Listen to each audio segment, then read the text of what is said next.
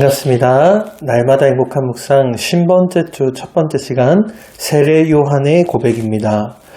본문은 요한복음 3장 22절부터 30절까지 말씀입니다. 제가 대표로 봉독해 드리겠습니다. 그 후에 예수께서 제자들과 유대 땅으로 가서 거기 함께 유하시며 세례를 베푸시더라.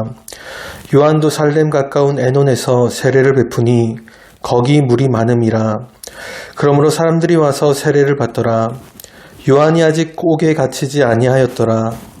이에 요한의 제자 중에서 한 유대인과 더불어 정결 예식에 대하여 변론이 되었더니 그들이 요한에게 가서 이르되 랍비여 선생님과 함께 요단강 저편에 있던 이 곧 선생님이 증언하시는 이가 세례를 베풀매 사람이 다 그에게로 가더이다.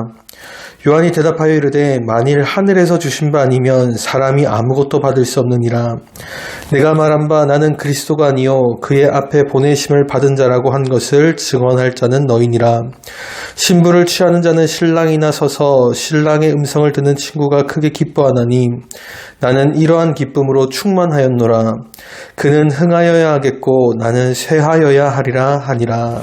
아멘. 자, 묵상 질문 1번입니다. 세례 요한은 어떠한 사람입니까?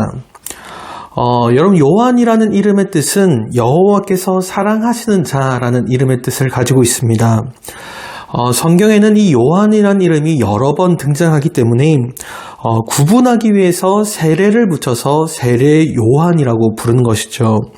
세례 요한은 제사장 사가랴와 엘리사벳 사이에서 태어난 아이였습니다. 그런데 재밌는 것은 무엇이냐면 세례 요한이 탄생할 것이라는 것을 천사가 알려주었다라는 것이죠. 여러분 놀랍지 않습니까?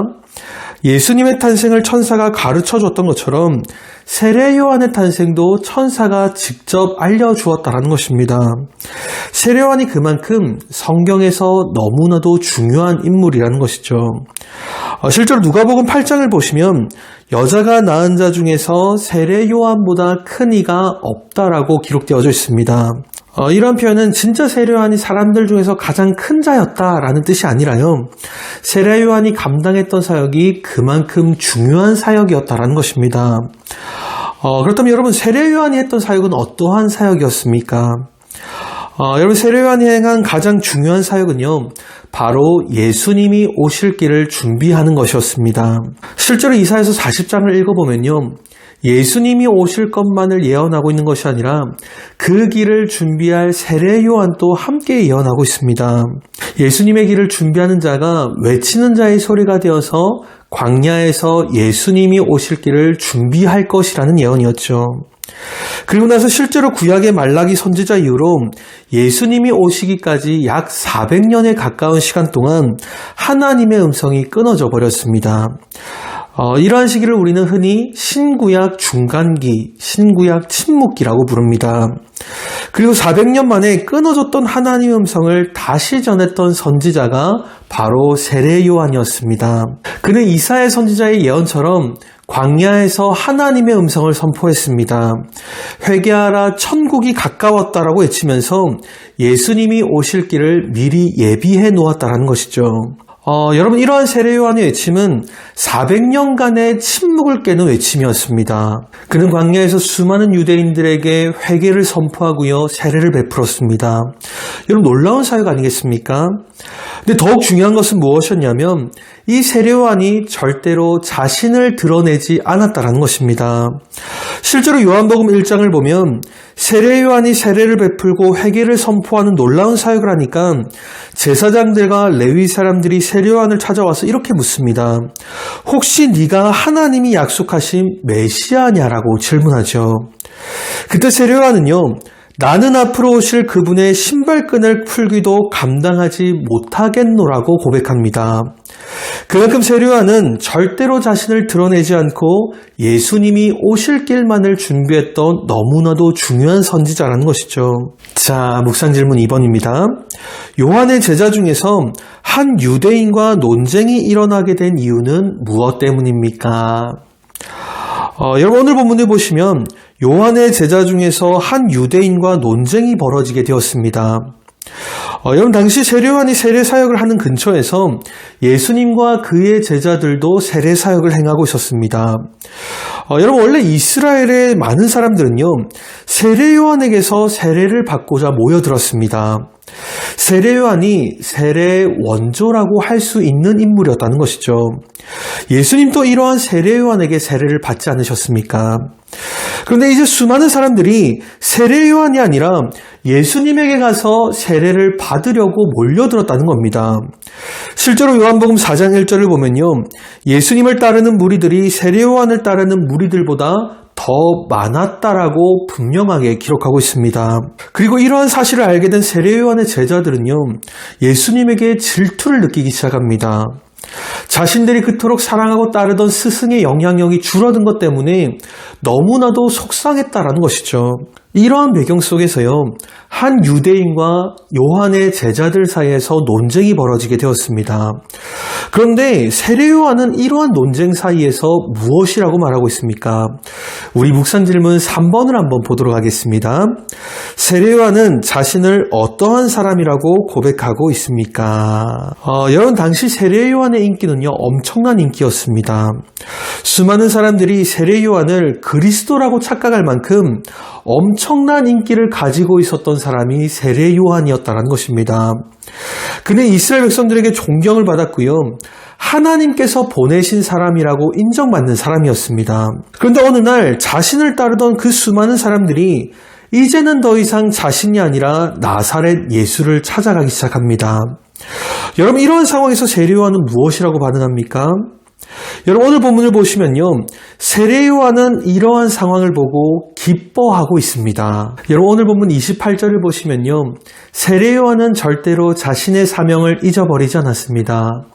예수님이 오실 길을 준비해야 된다라는 자신의 사명을 세례요한이 분명하게 기억하고 있었다는 것이죠. 그렇게 28절에서 이렇게 말합니다. 내가 말한 바 나는 그리스도가 아니요 그의 앞에 보내심을 받은 자라고 말하죠. 여러분 세례요한은요 수많은 사람들이 자신을 따르고 인기가 높아져도 하나님이 자신에게 주셨던 사명을 잊어버리지 않았습니다. 그렇게 29절을 보면 실제로 자신의 인기가 사라지고 예수님이 높아지고 있는 상황에서 자신은 너무나도 기쁘다라고 고백할 수 있었던 것입니다. 그리고 마지막으로 자신의 제자들에게 무엇이라고 말하고 있습니까? 그는 흥하여야 하겠고 나는 쇠하여야 한다라고 분명하게 말하고 있습니다. 자신은 낮아져야 될 사람이고 오직 예수님만이 높아져야 된다라는 의미죠. 절대로 자신이 아니라 오직 예수님만이 유일한 구원자라고 분명하게 그는 밝히고 있습니다. 사랑하는 성도 여러분, 여러분 지금 예수님만을 높이고 계십니까? 혹시 예수님을 높이는 척하면서 내가 높아지기를 원하고 있지는 않으십니까? 내가 세상에서 인정받고 내가 많은 사람들에게 사랑받고 내 이름이 더 높아지는 것을 혹시 원하고 있지는 않냐라는 겁니다. 여러분이 더 높아지고 혹시 예수님이 낮아지기를 원하고 있지는 않냐라는 것이죠. 그러나 사랑하는 성도 여러분, 세례요한은요 자신은 점점 낮아지고 예수님만 높아지는 이 상황 가운데서 진심으로 기뻐했다라고 기록되어져 있습니다. 그냥 형식적으로 기뻐하는 것이 아니라 예수님만 높아지는 것을 보면서 세례요한이 진심으로 기뻐했다는 것이죠. 사랑하는 성도 여러분, 이 기쁨이야말로 성도의 기쁨 아니겠습니까? 오늘도 우리 모든 성도님들 삶 가운데 이 성도의 기쁨이 가득 흘러넘치기를 주님의 이름으로 축복을 드립니다. 우리 시간 함께 드릴 기도 제목은 나는 낮아지고 예수님만 높아질 수 있도록 우리 시간 함께 기도하도록 하겠습니다. 우리 시간 함께 기도하겠습니다. 하나님 아버지 은혜를 감사를 드립니다. 주님이 대림절 기간을 맞이하여서 하나님의 말씀을 같이 묵상합니다. 주님, 우리가 정말로 하나님을 믿는다고 고백하면서도 예수 그리스도를 영접했다고 말하면서도 예수님이 높아지는 것이 아니라 내가 높아지기를 원할 때가 너무나도 많이 있었습니다. 입으로는 예수님이 높아지기를 고백하면서도 내 마음속으로는 내 스스로 높아지기를 원할 때가 너무나도 많이 있었습니다. 내가 유명해지고 내가 성공하고 내가 많은 사람들에게 사랑받기를 원할 때가 더욱더 많이 있었습니다. 그렇게 시간 회개하며 나아갑니다. 그리고 간구하며 나아갑니다. 이제는 우리 모든 성도님들이 더 이상 내가 높아지는 삶이 아니라 예수님만 높이며 살아가는 주님의 귀한 백성들이 될 수 있도록 주의 이 시간 우리를 성령으로 충만하게 채워 주옵소서. 살아계신 예수 그리스도 이름으로 기도드리옵나이다. 아멘.